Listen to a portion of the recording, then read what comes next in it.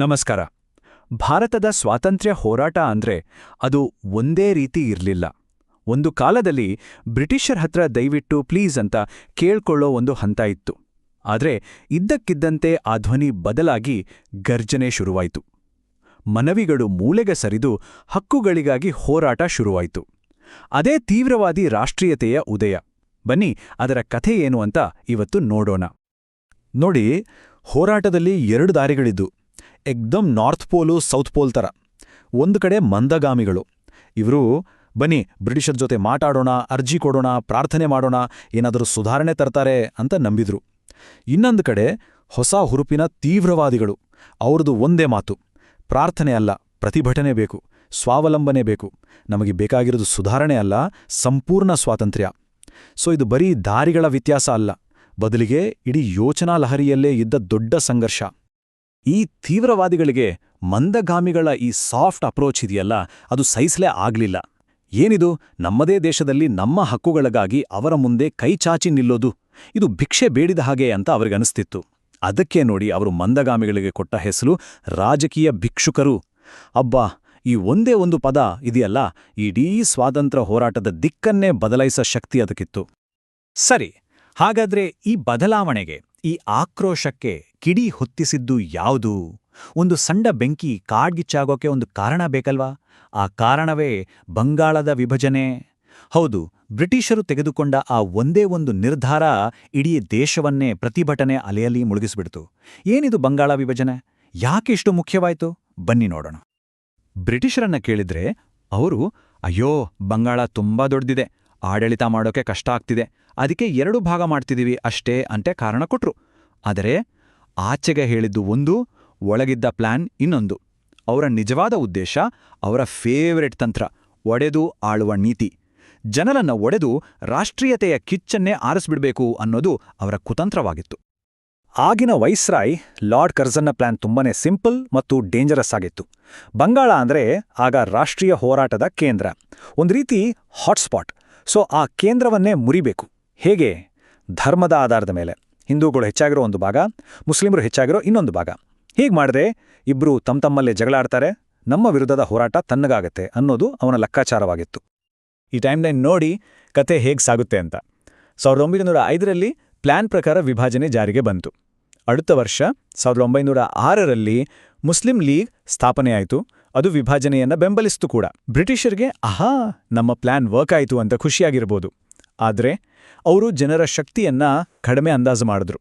ದೇಶದಾದ್ಯಂತ ಎಂಥ ದೊಡ್ಡ ಮಟ್ಟದ ಪ್ರತಿಭಟನೆಗಳು ನಡೆದಿತು ಅಂದರೆ, ಕೊನೆಗೆ 1911ರಲ್ಲಿ ಬ್ರಿಟಿಷ್ ಸರ್ಕಾರವೇ ಮಂಡಿಯೂರಿ ವಿಭಜನೆಯನ್ನ ವಾಪಸ್ ಪಡೆಯಿತು. ಅಂದ್ರೆ ಜನರ ಹೋರಾಟಕ್ಕೆ ಸಿಕ್ಕ ದೊಡ್ಡ ಗೆಲುವದು. ಬಂಗಾಳ ವಿಭಜನೆಯ ವಿರುದ್ಧದ ಈ ಹೋರಾಟದಿಂದ ಆಗಿದ್ದು ಬರೀ ಪ್ರತಿಭಟನೆ ಅಷ್ಟೇ ಅಲ್ಲ. ಈ ಹೋರಾಟದ ಬೆಂಕಿಯಿಂದ ಭಾರತದ ರಾಜಕೀಯಕ್ಕೆ ಒಂದು ಹೊಸ ತಲೆಮಾರಿನ ಫೈರ್ ಬ್ರ್ಯಾಂಡ್ ನಾಯಕರು ಎದ್ದು ಬಂದ್ರು. ಇವರ ಯೋಚನೆಗಳು, ಇವರ ಮಾತು, ಇವರ ದಾರಿ ಎಲ್ಲವೂ ಏಕ್ದಮ್ ತೀವ್ರವಾಗಿತ್ತು. ಈ ಹೊಸ ಅಲೆಯಲ್ಲಿ ಮುಂದೆ ನಿಂತಿದ್ದು 4 ಜನ ಪ್ರಮುಖ ನಾಯಕರು: ಅರವಿಂದೋ ಘೋಷ್, ಬಿಪಿನ್ ಚಂದ್ರ ಪಾಲ್, ಲಾಲಾ ಲಜಪತ್ ರಾಯ್ ಮತ್ತು ಬಾಲಗಂಗಾಧರ ತಿಲಕ್. ಶಾರ್ಟ್ ಆಗಿ ಲಾಲ್ ಬಾಲ್ ಪಾಲ್ ಮತ್ತು ಘೋಷ್ ಅಂತ ಇಡೀ ದೇಶವೇ ಇವರನ್ನ ಗುರುತಿಸ್ತಿತ್ತು. ಇವರೇ ಆ ತೀವ್ರವಾದಿ ರಾಷ್ಟ್ರೀಯತೆ ಹಿಂದಿದ್ದ ಬ್ರೈನ್ ಮತ್ತು ಬಲ. ಈ ಇಡೀ ಚಳುವಳಿಯ ಸಾರವನ್ನ ಒಂದೇ ಒಂದು ವಾಕ್ಯದಲ್ಲಿ ಹೇಳಿ ಅಂದ್ರೆ ಅದು ಇದೆ. ಬಾಲಗಂಗಾಧರ ತಿಲಕ್ ಅವರ ಆ ಐತಿಹಾಸಿಕ ಮಾತು, ಸ್ವರಾಜ್ಯ ನನ್ನ ಜನ್ಮಸಿದ್ಧ ಹಕ್ಕು ಮತ್ತು ನಾನದನ್ನು ಪಡೆದೇ ತೀರುತ್ತೇನೆ. ಇದು ಬರೀ ಒಂದು ಘೋಷಣೆ ಅಲ್ಲ, ಇದು ಒಂದು ಗರ್ಜನೆ. ಕೋಟ್ಯಾಂತರ ಭಾರತೀಯರ ಮನಸ್ಸಿನೊಳಗಿದ್ದ ಆಸೆಯನ್ನ, ಆಕಾಂಕ್ಷೆಯನ್ನ ಜಗತ್ತಿಗೆ ಸಾರಿ ಹೇಳಿದ ಮಾತು. ನಮಗೆ ಬೇಕಾಗಿರೋದು ಏನು ಅಂತ ಕ್ಲಿಯರಾಗಿ ಹೇಳಿದ್ರು. ಹಾಗಾದ್ರೆ ಏನಿದು ಸ್ವರಾಜ್ಯ? ಕೆಲವರು ಅಂದ್ಕೊಂಡ ಹಾಗೆ ಬ್ರಿಟಿಷರ ಕೆಳಗೆ ಒಂದಷ್ಟು ಒಳ್ಳೆ ಆಡಳಿತ, ಸುಧಾರಣೆಗಳಲ್ಲ. ಇಲ್ಲ, ಖಂಡಿತ ಅಲ್ಲ. ತೀವ್ರವಾದಿಗಳ ಪ್ರಕಾರ ಸ್ವರಾಜ್ಯ ಅಂದ್ರೆ ಕಂಪ್ಲೀಟ್ ಇಂಡಿಪೆಂಡೆನ್ಸ್, ಸಂಪೂರ್ಣ ಸ್ವಯಂ ಆಡಳಿತ, ನಮ್ಮನ್ನ ನಾವೇ ಆಳ್ಕೋಬೇಕು. ಅವರ ಪ್ರಕಾರ ಎಷ್ಟೇ ಒಳ್ಳೆ ಆಡಳಿತ ಕೊಟ್ರೂ ಅದು ನಮ್ಮ ಸ್ವಂತ ಆಡಳಿತಕ್ಕೆ ಸಮ ಆಗೋಕೆ ಸಾಧ್ಯವೇ ಇಲ್ಲ. ಸರಿ, ಬ್ರಿಟಿಷರನ್ನ ವಿರೋಧಿಸೋದು ಒಂದು ಭಾಗ. ಆದ್ರೆ ತೀವ್ರವಾದಿಗಳು ಅಲ್ಲಿಗೇ ನಿಲ್ಲಿಲ್ಲ. ಅವರು ಬರೀ ಕೆಡೋರಲ್ಲ, ಕಟ್ಟೋರು ಆಗಿದ್ರು. ಜನರ ಆಕ್ರೋಶಕ್ಕೆ ಒಂದು ಪಾಸಿಟಿವ್ ಡೈರೆಕ್ಷನ್ ಕೊಟ್ರು, ಒಂದು ಕನ್ಸ್ಟ್ರಕ್ಟಿವ್ ರೂಪ ಕೊಟ್ರು. ಅದೇ ಇತಿಹಾಸ ಪ್ರಸಿದ್ಧ ಸ್ವದೇಶಿ ಚಳುವಳಿ. ಸ್ವದೇಶಿ ಚಳುವಳಿಯ ಐಡಿಯಾ ಎಷ್ಟು ಸಿಂಪಲ್ ಆಗಿತ್ತೋ ಅಷ್ಟೇ ಪವರ್ಫುಲ್ ಕೂಡ ಆಗಿತ್ತು. 2 ಹೆಜ್ಜೆಗಳು.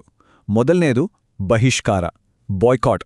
ಬ್ರಿಟಿಷ್ ಸರಕುಗಳು, ಅವರ ಸ್ಕೂಲ್, ಕಾಲೇಜ್, ಕೋರ್ಟು ಎಲ್ಲವನ್ನೂ ತಿರಸ್ಕರಿಸೋದು. ಎರಡನೇ ಹೆಜ್ಜೆ ಸ್ವೀಕಾರ, ಎಂಬ್ರೇಸ್. ನಮ್ಮ ದೇಶದಲ್ಲೇ ತಯಾರಾದ ನಮ್ಮ ಸ್ವದೇಶಿ ವಸ್ತುಗಳನ್ನೇ ಪ್ರೋತ್ಸಾಹಿಸೋದು, ಬಳಸೋದು. ನೋಡಿ, ಇದರಿಂದ ಹೋರಾಟಕ್ಕೆ ಒಂದು ಆರ್ಥಿಕ ಶಕ್ತಿ ಬಂತು. ಈ ಚಳುವಳಿಯ ಹಿಂದೆ 2 ಗುರಿಗಳಿದ್ವು. ಒಂದು, ಬ್ರಿಟಿಷರ ಜೇಬಿಗೆ ಒಡೆತ ಕೊಡೋದು, ಅವರ ವ್ಯಾಪಾರವನ್ನೇ ನಿಲ್ಲಿಸಿ ಅವ್ರಿಗೆ ಆರ್ಥಿಕವಾಗಿ ಪ್ರೆಷರ್ ಹಾಕೋದು. ಇನ್ನೊಂದು ಅಷ್ಟೇ ಮುಖ್ಯವಾದ ಗುರಿ, ನಮ್ಮಲ್ಲೇ ಸ್ವಾವಲಂಬನೆಯನ್ನ ಬೆಳೆಸೋದು. ನಮ್ಮ ಉದ್ಯಮಗಳು ಬೆಳಿಬೇಕು, ನಮ್ಮ ಜನರಿಗೆ ಕೆಲಸ ಸಿಗ್ಬೇಕು, ನಮ್ಮಲ್ಲಿ ಒಂದು ರಾಷ್ಟ್ರೀಯ ಹೆಮ್ಮೆ ಮೂಡಬೇಕು ಅನ್ನೋದು. ಇಲ್ಲಿವರೆಗೂ ಸ್ವಾತಂತ್ರ್ಯ ಹೋರಾಟ ಹೆಚ್ಚಾಗಿ ಓದುಕೊಂಡವರ, ದೊಡ್ಡ ದೊಡ್ಡ ನಗರಗಳಲ್ಲಿದ್ದವರ ವಲಯಕ್ಕೆ ಸೀಮಿತವಾಗಿತ್ತು. ಆದರೆ ಈ ಹೋರಾಟವನ್ನ ಹಳ್ಳಿಗೆ, ಪ್ರತಿಯೊಬ್ಬ ಸಾಮಾನ್ಯ ಮನುಷ್ಯನ ಹತ್ರಕ್ಕೆ ತಗೊಂಡೋದ ಕೀರ್ತಿ ಖಂಡಿತವಾಗಿಯೂ ಬಾಲಗಂಗಾಧರ ತಿಲಕರಿಗೆ ಸಲ್ಲಬೇಕು. ಇದಕ್ಕಾಗಿ ಅವರು ಬಳಸಿದ ತಂತ್ರಗಳು ತುಂಬನೇ ಯುನೀಕ್ ಆಗಿದ್ವು. ಜನರನ್ನ ಒಟ್ಟಿಗೆ ಸೇರಿಸೋಕೆ ತಿಲಕರು 2 ಮಾಸ್ಟರ್ ಸ್ಟ್ರೋಕ್ ಬಳಸಿದ್ರು. ಮೊದಲನೇದು ಸಾರ್ವಜನಿಕ ಹಬ್ಬಗಳು, ಗಣೇಶ ಉತ್ಸವ, ಶಿವಾಜಿ ಜಯಂತಿ. ಈ ಹಬ್ಬಗಳನ್ನ ಕೇವಲ ಧಾರ್ಮಿಕವಾಗಿ ಸೀಮಿತಗೊಳಿಸದೆ ಅದನ್ನ ರಾಷ್ಟ್ರೀಯ ಏಕತೆಯ ವೇದಿಕೆಯಾಗಿ ಬಳಸ್ಕೊಂಡ್ರು. ಎರಡನೇ ಅಸ್ತ್ರ ಅವರ ಪತ್ರಿಕೆಗಳು, ಮರಾಠಿಯಲ್ಲಿ ಕೇಸರಿ ಮತ್ತು ಇಂಗ್ಲಿಷ್ನಲ್ಲಿ ಮರಾಠ. ಇದರಲ್ಲಿ ಬರಿತಾ ಇದ್ದ ಲೇಖನಗಳು ಅಕ್ಷರಶಃ ಬೆಂಕಿ, ಹೋರಾಟದ ಕಿಚ್ಚನ್ನ ದೇಶದಾದ್ಯಂತ ಹರಡಿದವು. ಸಹಜವಾಗೇ ತಿಲಕರ ಈ ಕೆಲಸಗಳು ಬ್ರಿಟಿಷ್ ಸರ್ಕಾರಕ್ಕೆ ತಲೆನೋವು ತಂದಿಟ್ಟು. ಇವರ ಬರವಣಿಗೆಗಳು ಜನರನ್ನು ನಮ್ಮ ವಿರುದ್ಧ ಎತ್ತಿಕಟ್ಟುತ್ತಿವೆ, ಇದು ದೇಶದ್ರೋಹ ಅಂತ ಆರೋಪ ಹೊರಿಸಿ ಅವರನ್ನು ಬಂಧಿಸಿದ್ರು. ಅಂದ್ರೆ ಒಬ್ಬ ವ್ಯಕ್ತಿ ತನ್ನ ಪೆನ್ನಿನಿಂದ ಇಡೀ ಸಾಮ್ರಾಜ್ಯವನ್ನೇ ನಡುಗಿಸಬಲ್ಲ ಅನ್ನೋದಕ್ಕೆ ಇದಕ್ಕಿಂತ ದೊಡ್ಡ ಉದಾಹರಣೆ ಬೇಕಾ? ಆದ್ರೆ ಜೈಲಿಗೆ ಹಾಕಿದ್ರೆ ತಿಲಕರು ಸುಮ್ನಾಗ್ತಾರೆ ಅಂತ ಬ್ರಿಟಿಷರು ಅನ್ಕೊಂಡಿದ್ರೆ ಅದವರ ತಪ್ಪು ಕಲ್ಪನೆ. ಜೈಲಿನಲ್ಲಿದ್ದಾಗಲೂ ಅವರು ತಮ್ಮ ಹೋರಾಟ ನಿಲ್ಲಿಸಲೇ ಇಲ್ಲ. ಅಲ್ಲಿ ಅವರು ಭಗವದ್ಗೀತೆಯ ಮೇಲೆ ತಮ್ಮ ಅತ್ಯದ್ಭುತವಾದ ವ್ಯಾಖ್ಯಾನ ಗೀತಾ ರಹಸ್ಯವನ್ನ ಬರೆದ್ರು.